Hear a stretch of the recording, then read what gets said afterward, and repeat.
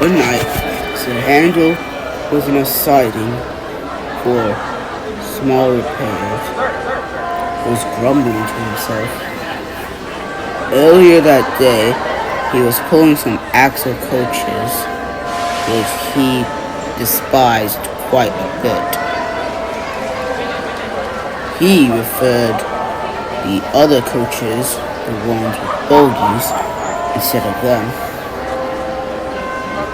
Soon, he came to a stop at a station and had been uncoupled to get some trucks to take to the lead mines.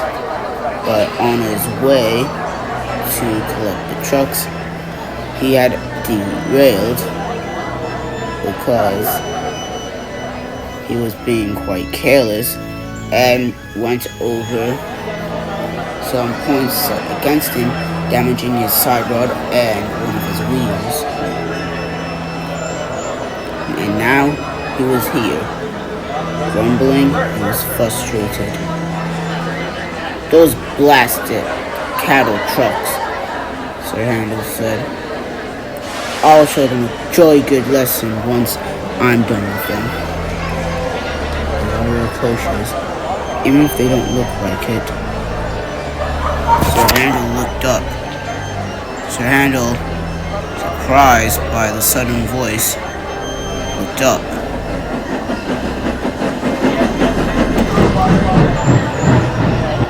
What he didn't see was a red tender engine next to him from Axle Coach. He looked over. "What? Oh, who are you?" he shouted. "That is not important," the engine replied. "Why are you disrespecting the coaches here?"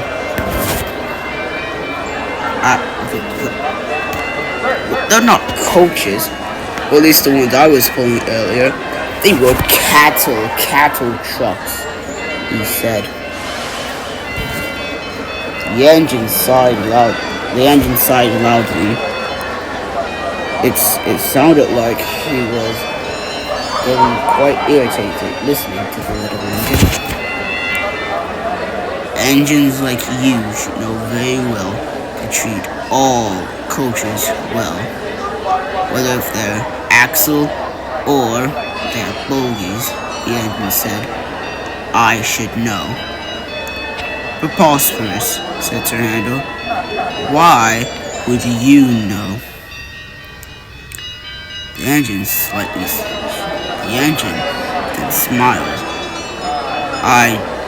I judge then you haven't been told, have you?" "Told me what?" he said. Sir Handel said, getting quite curious. The engine sighed. "Well, it's just a little story right now.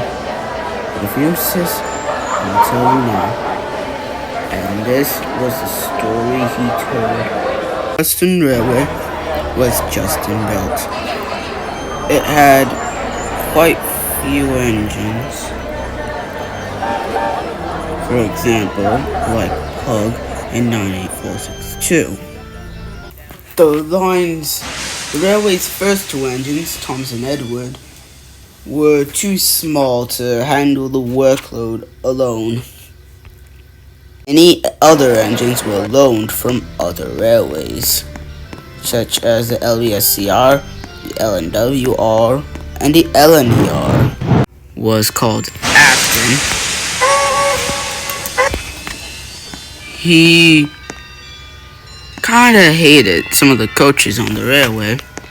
The coaches that he hated in mind were the axle coaches, because to him, they weren't seen as proper coaches as, say, the express coaches.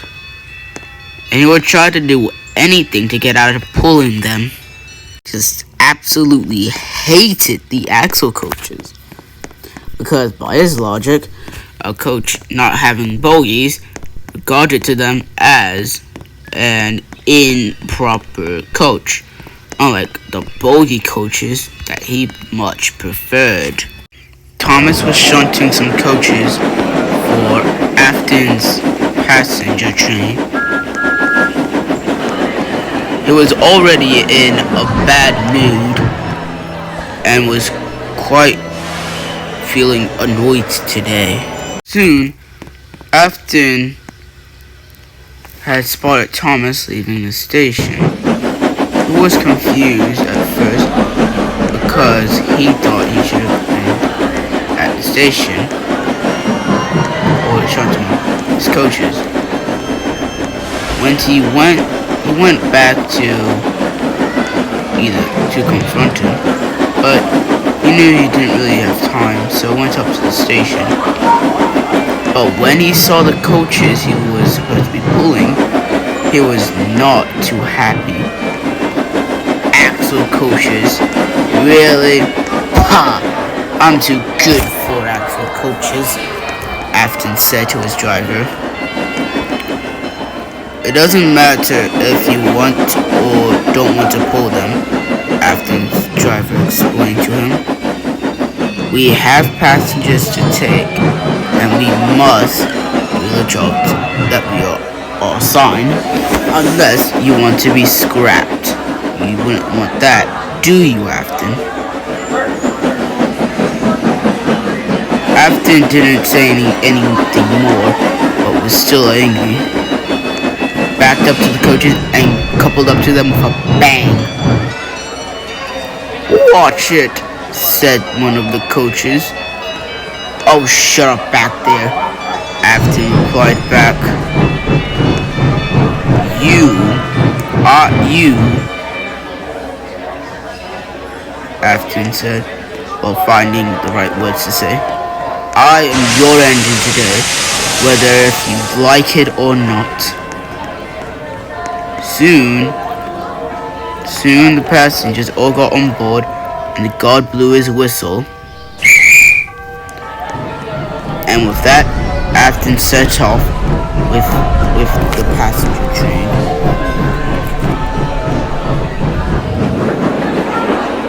Slowly at first, and then he picked up speed. Afton raced down the line. The coaches groaned and creaked. They were older and weren't used to running at express train speeds. They twittered nervously as Afton raced down the line. Slow down, they said. Shut up. I'm not even going so that fast. You coaches are just... Suddenly, there was a creaking sound, and Afton came to a stop on the bridge. Oh great, what happened now? Afton asked the driver. The driver had a look. The coach has an hot axle box. We'll have to wait for it to cool down. With the speed that you were going at, it likely caused it. Afton was not happy. He thought the coaches were doing it on purpose. And soon, once the axle box had cooled down, it was time to go. But Afton didn't go. He wanted to stay here because of the coaches, but soon his driver made him go either way.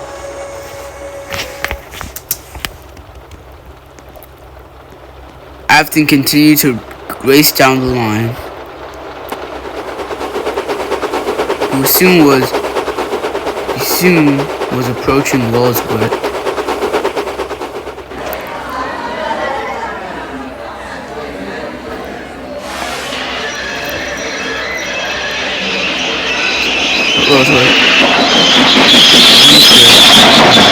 And was switched onto the other platform.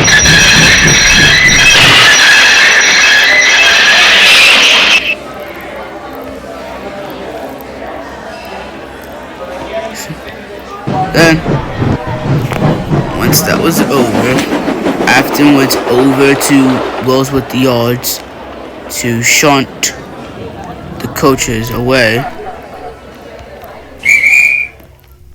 Alright, alright, Afton said. Finally, I'm done with your stupid lot. Afton complained. Oh, be quiet, one of the coaches said. It was your fault. You had to get stuck. Suddenly, there was a bang, followed by a splintering crunch. Happened damage due to how hard Afton had shoved it back against the buffers. It wasn't broken, but it was heavily damaged. You clumsy red tomato, she said. I don't understand why you should be here. You're not an important engine. Suddenly, Afton raced back, and BAM! He smashed into the coaches. But that wasn't all.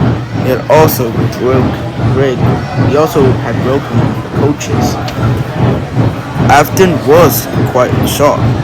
He hadn't meant to damage the coaches at all, let alone breaking it completely. These were quite badly damaged.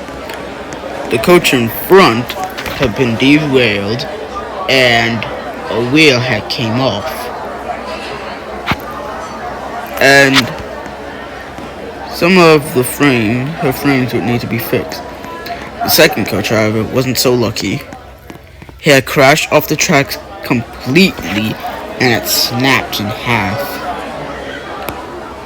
One half had flew across the yard, and the other laid right here. The coach was dead.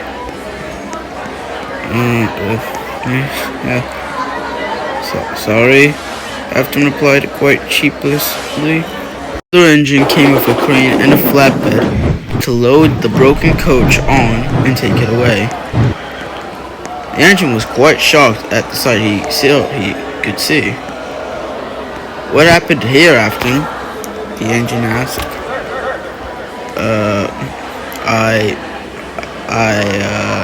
may have knocked into the coaches too hard, and might have derailed them, he said quite sheepishly. The engine sighed. Well, it was an accident. I just hope the controller won't be too mad. The fact director had some stern words for Afton. Right then, Afton. While the accident itself wasn't your fault, this still could have been avoided if you hadn't backed into them so hard. Yes, sir. I'm sorry, sir, he said. For now, I know it wasn't your fault, but I have heard about you not being so polite to the actual coaches. So, for your punishment, you're gonna have to stay. You're ordered to stay in the sheds for 2 weeks. I hope this does at least teaches you something, the factory director said, before he turned on his heels and walked away. Talking to Alfred and Croven in the Wellsworth yards. Do you guys think that the fact that they will never let me out the shed? Afton questioned. Of course not, Alfred said. The accident just wasn't even your fault. It was those rusty old coaches, Alfred said. Indeed, Cloven added on. If they were proper coaches,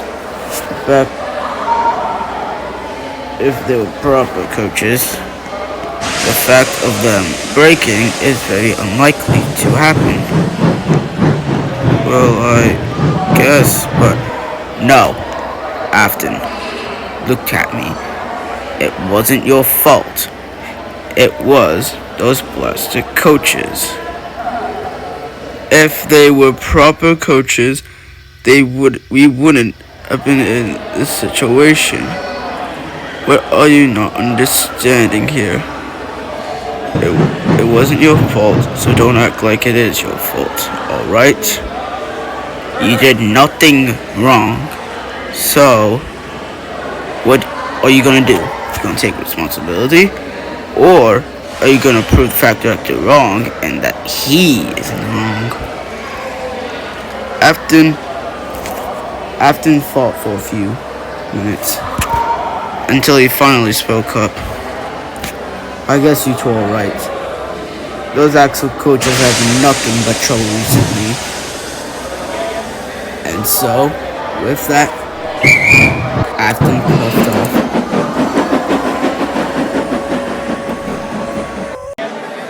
Over the next few days, after Afton had been let out of the sheds, something strange started to happen with him. He started to become more reckless, going over speed limits, whether if it was pulling a passenger train or a goods train. He would rush through stations at fast speeds. No one knew what was up with him at all. He would not pay attention to where he was going, and he would often derail and crash. That's the Tom had had enough and was planning to send him away.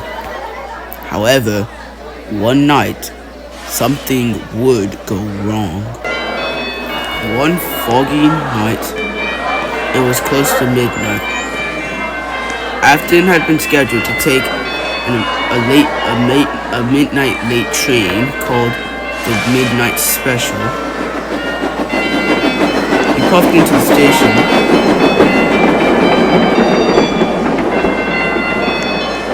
He went past the station and onto the main line, but something was different, to say the least. Soon, Afton was approaching the mainline tunnel. He was starting to pick up speed, going faster and faster, not knowing there was something behind him, something different. Went in through the tunnel, but he never came out the other side. I came through the other side without the engine. When they had came out the tunnel, they had rode on a bit more after discovering the engine was gone. They had stopped next to a cow field. No one knew what had happened, but it remains on as a mystery to this day. Is the end story that the wider public knows, but there has been tales of engines and others seeing this Afton engine puffing along the line in the distance with a single coach behind him. Sir Handel was very confused by the story. He didn't understand it a bit, but he decided to take the engine's word for it. Okay, Mr. Red. I have a name, you know, the engine interrupted Sir Handel. What is it then? Sir Handel questioned. The engine smirked. Well, my name is Afton. Now then, if you'll excuse me, I think it's time that I go. Come on now, coach. And with that, the engine puffed away.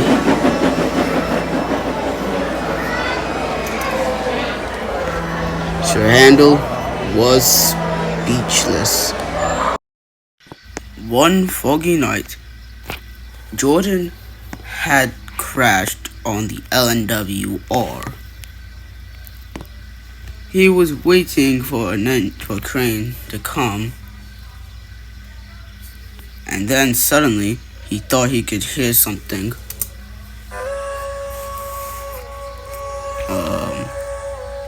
Hello? Who's there? Hello? No one replied. The whistle got louder and louder. Jordan was starting to get nervous.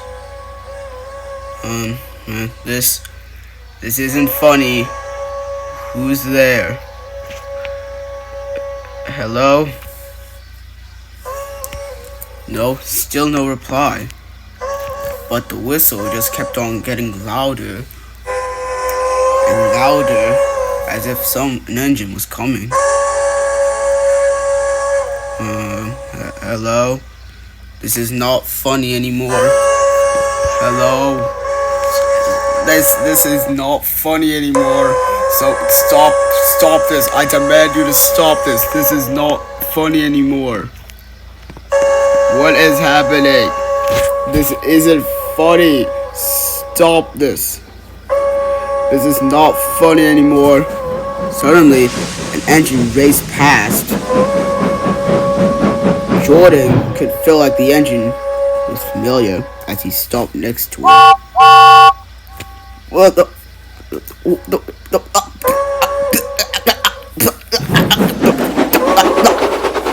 Before Jordan could say anything, the engine raced away once again. His whistle still going in the distance.